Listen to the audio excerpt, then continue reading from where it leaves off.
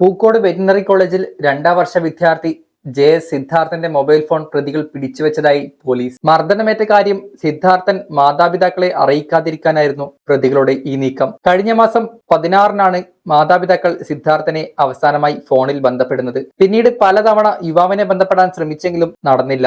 പിറ്റേന്ന് സിദ്ധാർത്ഥന്റെ മാതാവ് സഹപാഠികളിൽ ഒരാളുടെ ഫോണിൽ വിളിച്ചപ്പോൾ കുഴപ്പമില്ലെന്നും സിദ്ധാർത്ഥൻ കിടക്കുകയാണെന്നുമായിരുന്നു മറുപടി. ഈ സമയത്തെല്ലാം പ്രതികളുടെ കൈവശമായിരുന്നു സിദ്ധാർത്ഥന്റെ ഫോണെന്ന് പോലീസ് കണ്ടെത്തിയിട്ടുണ്ട്. തുടർന്ന് പ്രതികൾ യുവാവിന് ഫോൺ കൈമാറുകയും സിദ്ധാർത്ഥ് മാതാവിനെ വിളിച്ച് 24-ന് വീട്ടിലേക്ക് വരികയാണെന്നും അറിയിച്ചു. പിന്നീട് സിദ്ധാർത്ഥന്റെ മാതാപിതാക്കൾ കേട്ടത് മരണവാർത്തയാണെന്നും പോലീസ് പറയുന്നു. ഇതിനിടെ സിദ്ധാർത്ഥന്റെ മരണത്തിൽ വിചിത്ര വാദങ്ങളുമായി പ്രതികൾ രംഗത്തെത്തി. ആളുമാറിയാണ് സിദ്ധാർത്ഥനെ കോളേജിലേക്ക് വിളിച്ചു വരുത്തിയത്. ക്ലാസ്സിലെ മറ്റൊരു സിദ്ധാർത്ഥനെ വിളിച്ചപ്പോൾ നമ്പർ മാറിയതാണെന്നും അന്വേഷണ സംഘത്തോട് പ്രതികളിൽ ഒരാൾ പറഞ്ഞു. സിദ്ധാർത്ഥന്റെ മരണം വെറ്റിനറി സർവകലാശാലയിലെ അധ്യാപകർ മറച്ചുവെച്ചെന്നാണ് മുൻ VC MR ശശീന്ദ്രനാഥ് പറയുന്നത്.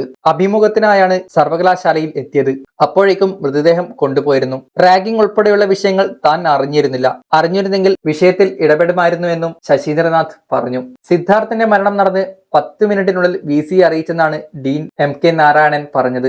ഡീൻ വാർഡൻ കൂടിയാണ്. എന്നാൽ വാർഡൻ ഹോസ്റ്റലിലല്ല താമസിക്കുന്നത്. അവിടെ താമസിക്കേണ്ടത് റെസിഡന്റ് ട്യൂട്ടറാണ്. വാർഡൻ ഹോസ്റ്റലിന്റെ ദൈനംദിന കാര്യങ്ങളിൽ ഇടപെടുന്നയാളല്ല. തന്റെ ഭാഗത്ത് നിന്ന് സ്വീകരിക്കേണ്ട എല്ലാ നടപടികളും സ്വീകരിച്ചു എന്നായിരുന്നു ഡീനിന്റെ വാക്കുകൾ. സർവകലാശാലയിലെ ഹോസ്റ്റലിൽ ഇതുവരെ പ്രശ്നമുണ്ടായിട്ടില്ലെന്ന് ഡീൻ പറയുന്നു. സെക്യൂരിറ്റി പ്രശ്നങ്ങൾ ഒന്നുമില്ല. ഫെബ്രുവരി 18-നാണ് സിദ്ധാർത്ഥൻ ആത്മഹത്യ ചെയ്തത്.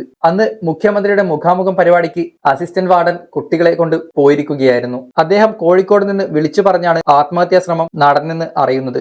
10 മിനിറ്റിനുള്ളിൽ താൻ അവിടെ എത്തി. കുട്ടികൾ പോലീസിനെയും ആംബുലൻസിനെയും അറിയിച്ച് കാത്തിരിക്കുകയായിരുന്നു. വാതിൽ ചവിട്ടിപ്പൊളിച്ചാണ് അവർ മുറിയിൽ കയറിയതെന്നും പറഞ്ഞു. ജീവനുണ്ടെങ്കിൽ രക്ഷിക്കണമെന്ന് കരുതിയാണ് ആംബുലൻസ് എത്തിയുടൻ കുട്ടിയെ ആശുപത്രിയിലേക്ക് മാറ്റിയത്. ഹോസ്റ്റലിൽ 120ഓളം കുട്ടികളുണ്ട്. അവരാരും ഇതേക്കുറിച്ചൊന്നും പറഞ്ഞിരുന്നില്ല. ഹോസ്റ്റലിൽ താമസിക്കേണ്ടത് റെസിഡന്റ് ട്യൂട്ടറാണ്. ഡീനിന്റെ ജോലി എല്ലാ ദിവസവും ഹോസ്റ്റലിൽ പോയി സെക്യൂരിറ്റി സർവീസ് നടത്തുകയല്ല. ജീവൻ രക്ഷിക്കാനുള്ള എല്ലാ ശ്രമവും നടത്തി. ആരെങ്കിലും വിവരം പറയാതെ തനിക്ക് അറിയാൻ കഴിയില്ല.